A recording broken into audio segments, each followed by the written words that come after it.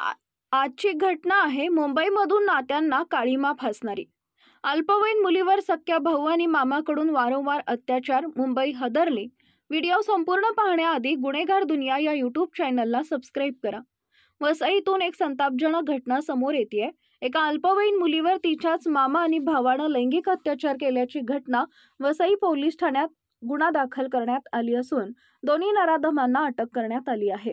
या घटनेमुळे परिसरात सर्वत्र संताप व्यक्त करण्यात येत आहे। भाऊ बहीण आणि मामा भाचीच्या पवित्र नात्याला काळीमा फासणारी ही घटना घडली। अल्पवयीन मुलीवर तिचा 18 वर्षाचा भाऊ आणि मामा यांनी अनेक वेळा लैंगिक अत्याचार केल्याचं उघडकीस आलंय।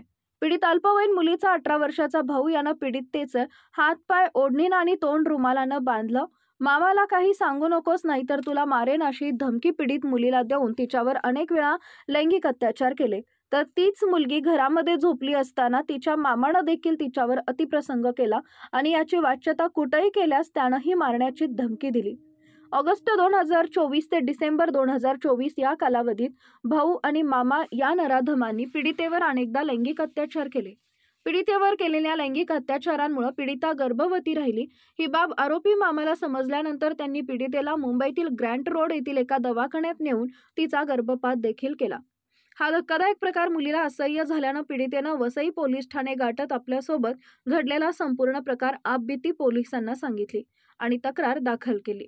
या प्रकरणी पीडितेचा नराधम मामा आणि भाऊ या दोघांविरोधात वसई पोलीस ठाण्यात भारतीय न्याय संहिता कलम 64(2)(f), 64(2)(I), 64(2)(m), 89, 118(1), 351, 335(1)(2), 351(3), त्याचप्रमाणे पोक्सो अंतर्गत गुन्हा दाखल करण्यात आलाय।